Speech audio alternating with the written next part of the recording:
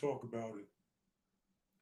Yo, welcome to the show. It's No Game TV, man. We're going to talk about a lot of things that's affecting us as a people across the nation.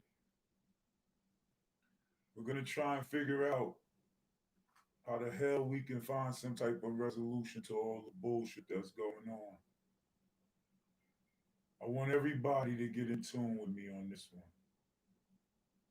I'm going to just wait and I'm going to tap out to everybody. Share this with your people.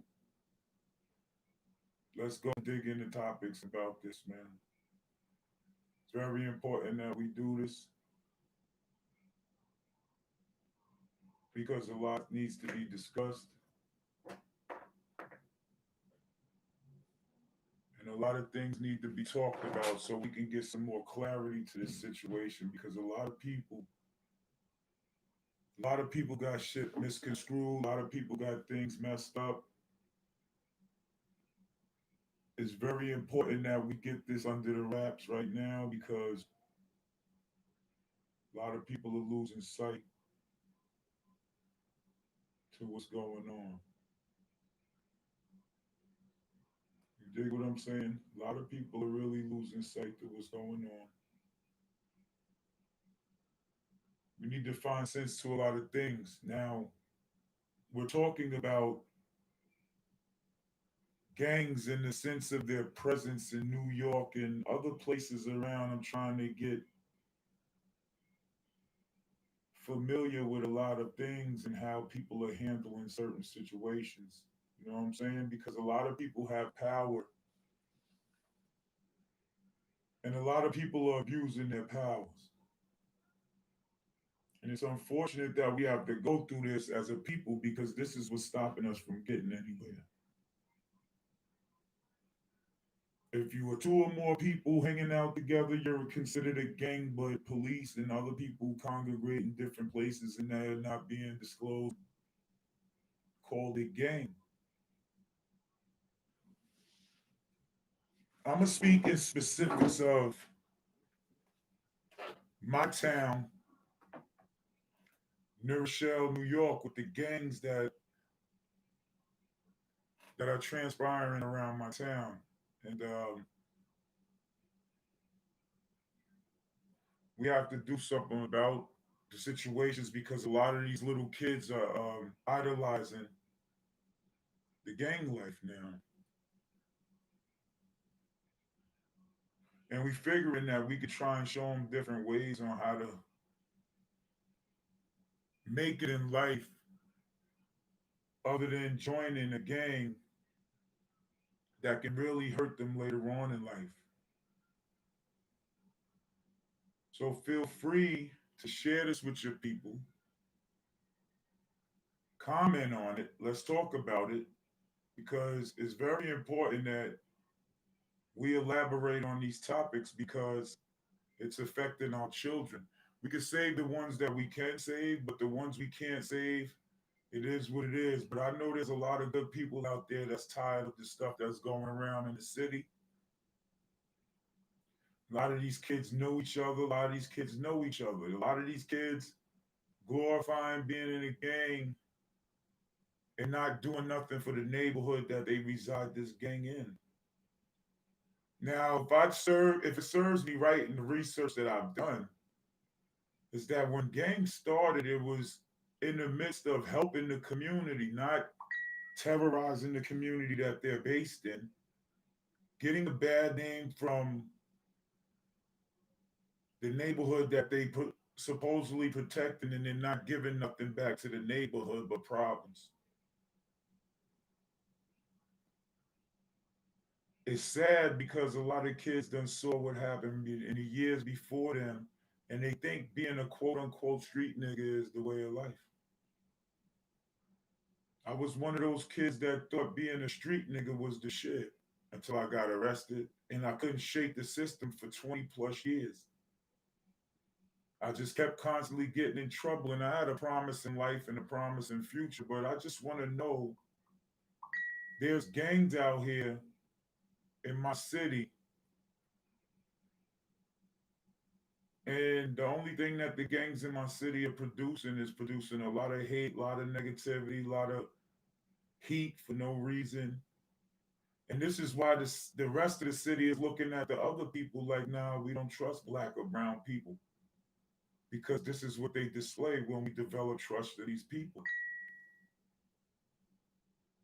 I just want y'all to talk with me and elaborate and build with me, drop comments. I need to understand what's going on in our city and what the hell we can do to change this whole matter, because a lot of people don't want to change the matter. A lot of people just like to feed into the negative and just have something to talk about the very next day.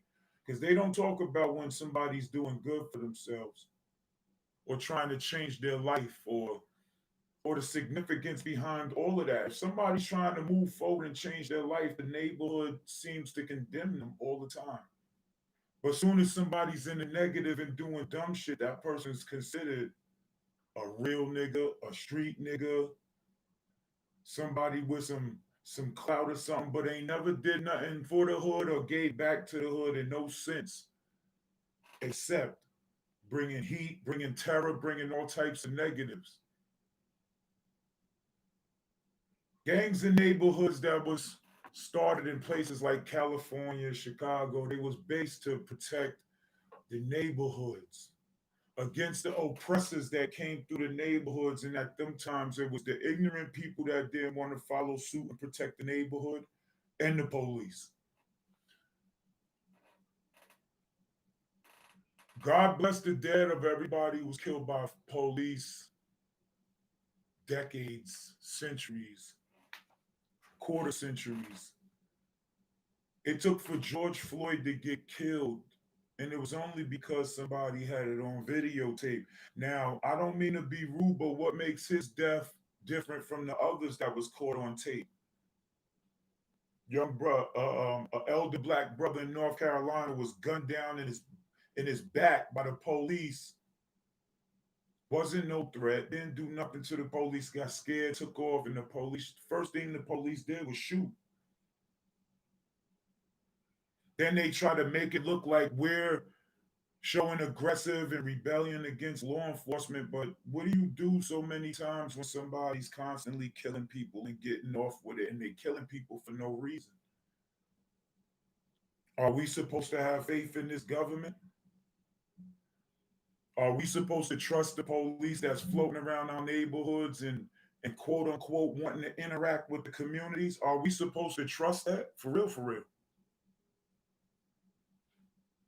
It makes no sense because a lot of people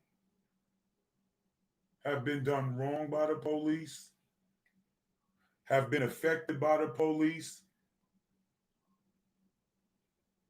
everything under the sun.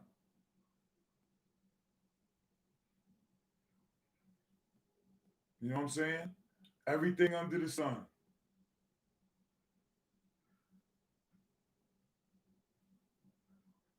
What are the gangs in the neighborhood for? Because I know personally out of my pocket, I paid to take care of a neighborhood from March until July when the police, after the police killed my little brother, all of a sudden they wanted us to take the grills off the block and all that. Because everybody can tell you, you come to Horton Avenue in New Rochelle, New York, between March and July, you saw me at a grill. You came and got a plate at the grill. You got something to drink at the grill out of my pocket.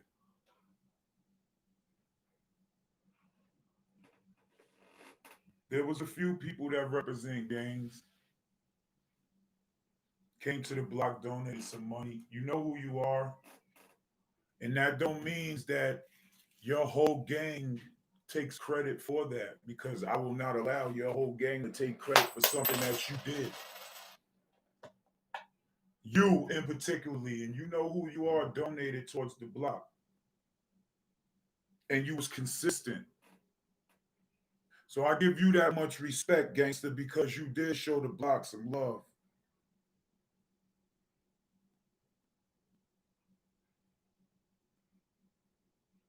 My brother, God bless the day, Kamal Flowers, he represented the Crip game. I ain't gonna hold you. When we had the little cook-off in the memorial, there was a lot of Crip members that was on Horton Avenue that came to support and show support to my family and show solidarity to a fallen soldier. But after that, there was nothing done in his honor. No program, no give back, no nothing, no book drive, no clothing drive, no nothing in response to that. But she represented a gang, and this is no disrespect, but I have to let this be known. My brother represented a gang wholeheartedly. He loved his gang. He died repping his gang. Wasn't no gang murder, none. Police killed him. The oppressor killed my brother. No memorial, no clothing drive, not even to a point where there's fresh candles at his site. I don't know how many Crip gang members went to go visit him at the cemetery, but I could tell you how many family members went. Before my brother got murdered, he gave me $350 on Horton Avenue to help feed niggas that he didn't even know. Some he knew, some he didn't. But at the end of the day, if you're a gang member, what is your purpose other than bringing heat, turmoil, confusion to your neighborhood? What are you doing to help your neighborhood?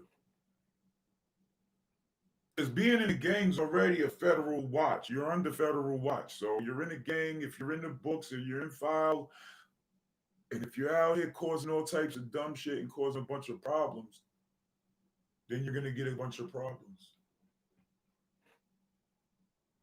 I know a few gang members who was gang members changed their life and turned around now they political representatives because they speaking for the inner cities and speaking for the people who's being oppressed by their oppressors, which is the government.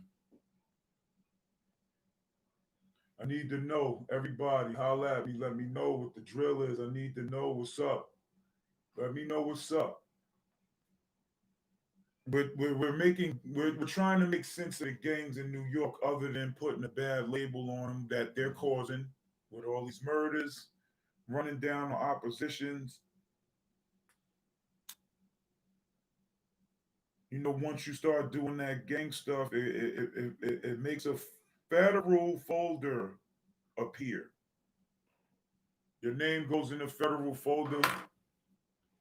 Feds is watching everything tied with your neighborhood, and you ain't even got to be around it. The latest update is I'm pretty sure everybody knows what's being talked about is the Starbrim situation. But I'm not going to talk about that situation. I pray for her and all that. She just had a baby, whatever. But at the end of the day, you know what you get yourself in. I'm talking about the gangs in my city. And with the gangs in my city, there's already been a gang indictment in my city. Bunch of young boys I knew coming up. Some had guidance, some didn't. So the ones who had guidance didn't want to listen. They just wanted to take their chances. And in life, we all have choices. We take chances in life. Some might win, some might lose. And in that case, a few people, including a relative of mine, got wrapped up in that. And now they're sitting in jail behind the gang activity. And it's always one person that brings down the whole gang. So with knowing that there's always one person that brings down the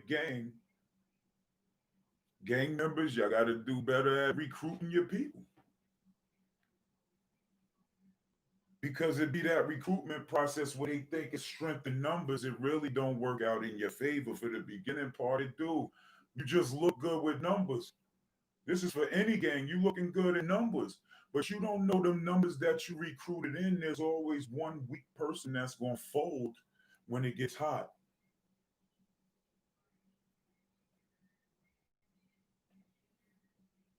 That's how it is, man. Is you recruiting people because you want to strengthen your numbers and you want to look good for these videos. And if you're not paying attention now, then you're foolish because that's how the feds are picking niggas off. They're watching your videos. Watching your YouTubes, watching your social media, watching your Instagram stories, they doing all this shit. You throwing up hand signs. You think they don't know all them hand signs? Y'all tripping. Y'all want to be them tough guys that's quote unquote say, I don't give a fuck. I don't give a fuck. Woo, woo. Your ass in jail, you can give a fuck. Understanding the dynamics of what you represent, and you better do some history on who you representing because Crips, y'all was for the hood. Even Bloods was for the hood, but the Crips was for the hood.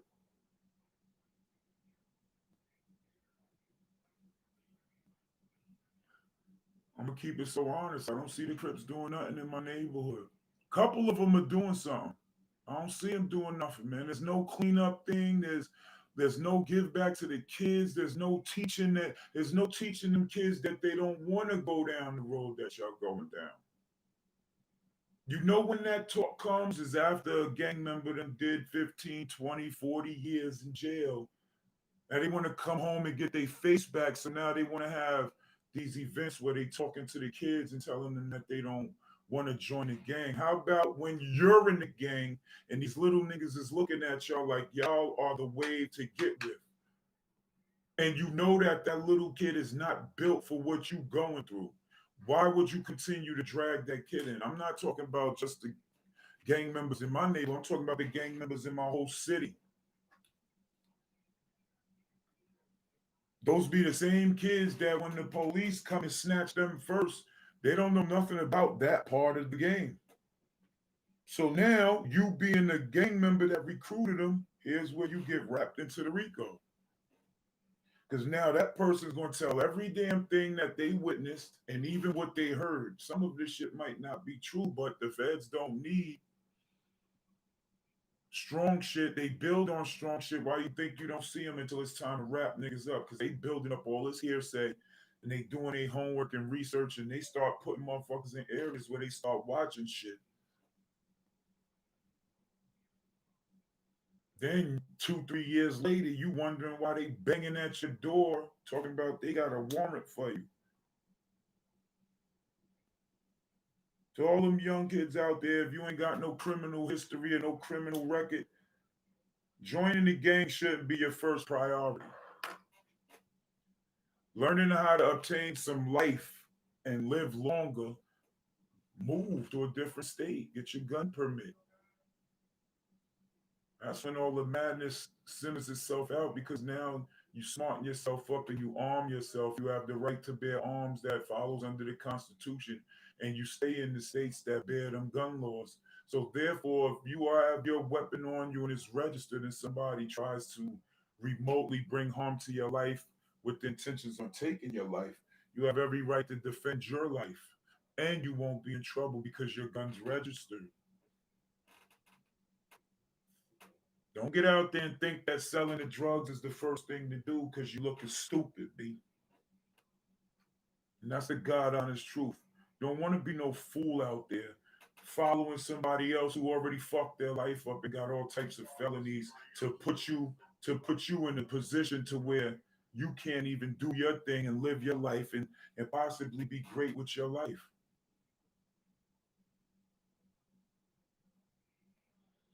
It's your life. You only have one. You know what I'm saying? You can't let people dictate how you gonna live your life because if you do, you're a robot. And you think that you get locked up and you go to jail, you think you got it made, right? You got it even worse because you're gonna have to defend and rep your gang with your life until you come home. And you might run into some gang members you never even knew in your life that represent the same thing you do, got a higher rank that make you start doing all types of dumb shit. And then what? Where you gonna find yourself at then? By yourself, talking about how you made all types of mistakes. We already had enough generations of elders coming back talking about you don't want to make the same mistake I made. Y'all don't listen, man. People trying to tell y'all some good shit for yourself. You don't want to listen, so you're gonna have to go through it. But don't allow your mother and your father to come out there and act as if you this good son or this good child. because a lot of you kids come from good families. I know majority of them. At the end of the day, don't let it sidetrack you from what you got to do for yourself. Get your money, man. Motherfucking money, man. Motherfuckers gonna hate you for whatever you do, B. They hate me because I'm successful and ain't nobody helped me get there. So why would you hate on somebody that made it by itself? See, that's the shit that I'm saying. I've been catching all types of backlash. I own my own store.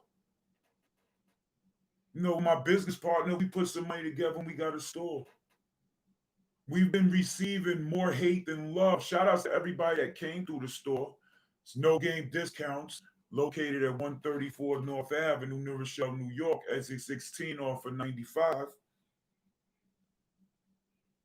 where we beat all prices. You pull up at our store, I guarantee you we'll beat any price that any other store has. And this is my first year putting this store together. That's my move. My move is to save you money. So pull up at the store, come meet me, chop it up with me. Might even become a guest on the show. Who knows? I'm setting it out the way. I'm trying to put forth opportunities for young brothers in my neighborhood. A young brother just stopped by, didn't have nothing to do, was trying to make an honest dollar for the day, and came down with his uncle. Uncle's a good friend of mine. And he helped me put some stuff in there. He moved some stuff in there. And he didn't want to go out there and do nothing foolish for no money. So I gave him a couple of hours of work and I put a little money in his pocket. That's what OGs do, B. OGs make moves to put money in other people's pockets.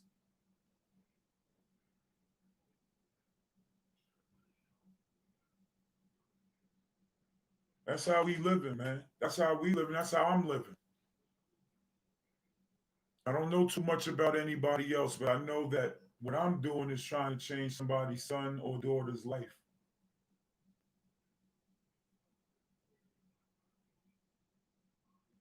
I want everybody to win, B. A lot of people don't want you to win, B. It is what it is, man. You can't help people trying to condemn your life and all that, man. Hit that subscribe button, hit the notification bell, share this with your people. This channel right here deals with authentic talk. I don't deal with none of that hearsay. I don't deal with none of that bullshit. I deal with real shit. We could talk about topics. You could drop a topic. We could build on everything. You could be a part of the show. At the end of the day, it's all about trying to find a way.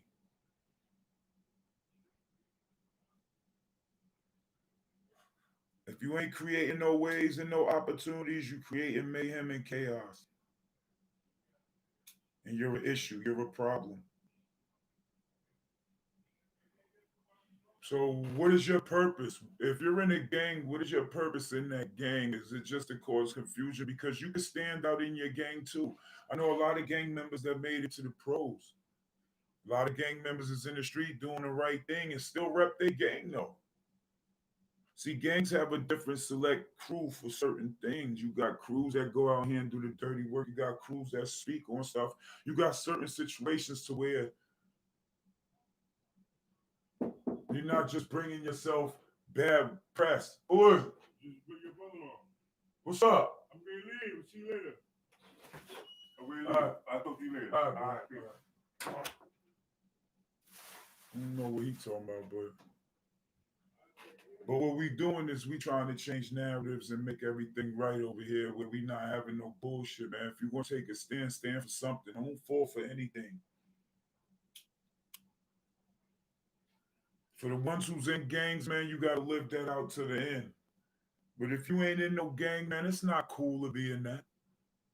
You fucking your life up before you even start.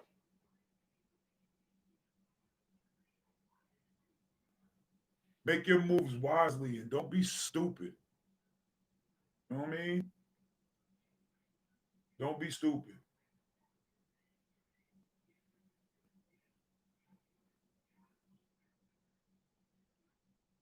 The key to life is self-preservation. You only got one life. When you was born with one life. If you're not gonna let your mother and father dictate How you gonna live your life? Why would you give your life to somebody else that you don't even fucking know? That if you get punched in your face, a nigga tell you go handle that. Your family gonna get your back. You gotta prove yourself to somebody you don't even know. Well, you don't have to prove yourself to your family that gave you life. But a lot of kids get it wrong because y'all disrespecting the people who gave y'all life.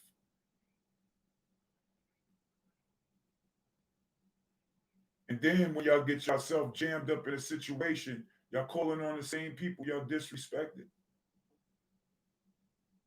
Can't do that.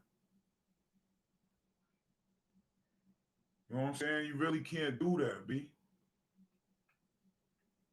You have to keep it 100 within yourself to understand that what you're doing could possibly take your life or fuck your life up for 20, 30, 40 years.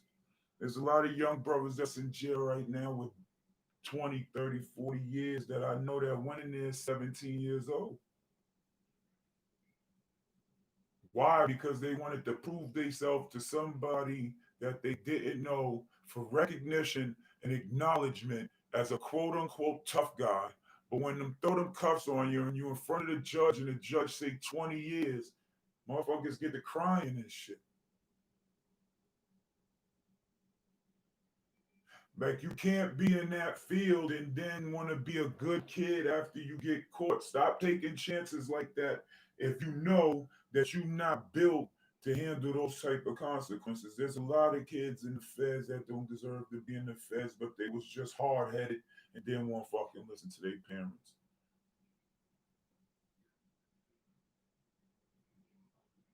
And nowadays, this is what society glorifies. If you look, this shit is all over the TV, all over the radio. You always hearing about somebody's baby killing somebody else's baby over fucking words, YouTube, and all this other shit. What does that do for both families? Nothing but pain.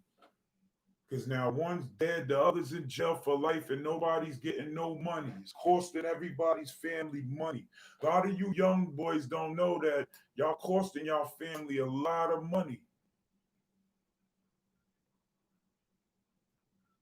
Some of you niggas in gangs are scammers. So at the end of the day, you niggas ain't even doing right with the money that you getting. You doing stupid shit. Showing it to the world. That's the problem I got with a lot of scammers. A lot of you young niggas, y'all showing this money to the world. You think the feds ain't investigating y'all shit and figuring out that you niggas don't have no fucking jobs that equivalent all that money?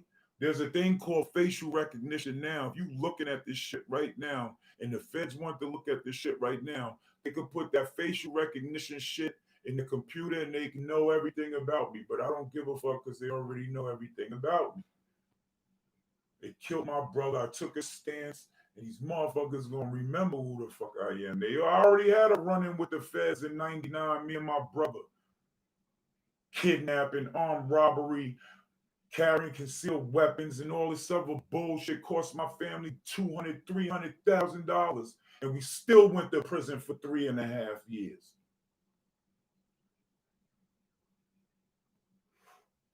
It's a federal case.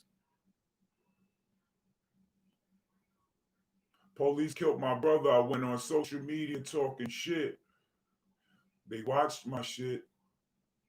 Everybody's phone is tapped because when they was watching everybody's shit and watched my social media after my brother got killed, because I was the first person on Low HUD and all the news and everything. They saw my face, so they already got the fishing out who the fuck I was and did my research. Did they research on me? I ain't give a fuck. I was still going full throttle. They can do whatever the fuck they want. Just don't come at me wrong. So I bought Facebook talking cash shit about the government. Mind you, the phone that I had before I was doing it from ain't registered in my name. My phone rings. Regular number, I answer it. It's a 914 number. Could have been somebody, asking about some business or something. So I answered, hello. Yes, is this Mr. Anderson Clark? Yes, who is this? Who am I speaking with? Once he said FBI agent, I was going to hang up. They already got the shit, the phone. I don't have that phone no more. I tossed that shit after this conversation I'm about to give to you. So I'm standing on Horton Avenue. It's like 9 in the morning, July 1st of 2020. I'll never forget this day.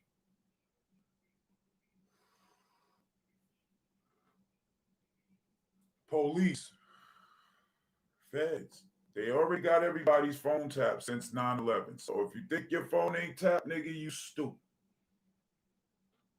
They tapped my phone. They called my phone. I didn't know who it was at first. FBI agent Mark such and such. Okay.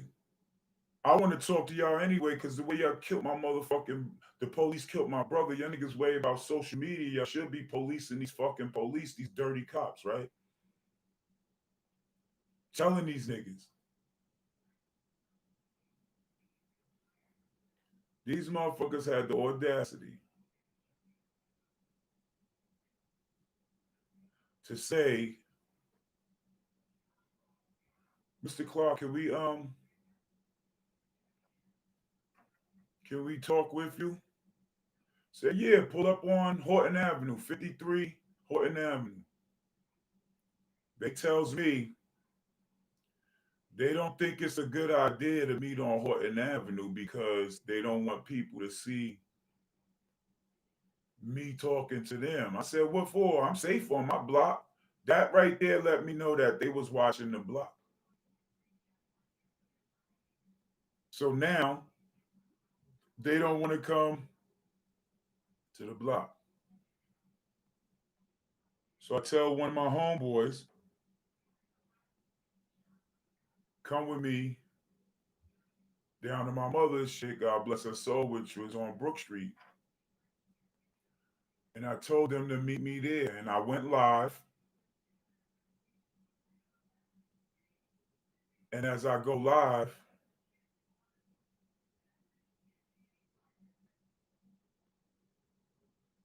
they cut my live feed at 1 minute 13 seconds. Here goes the live feed right here.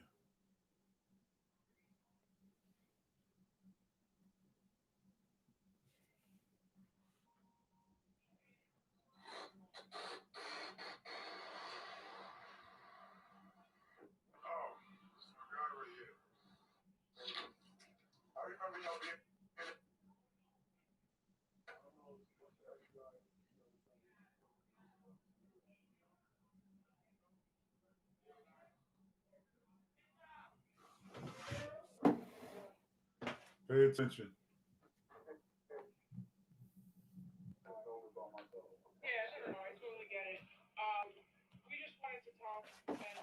Be right back.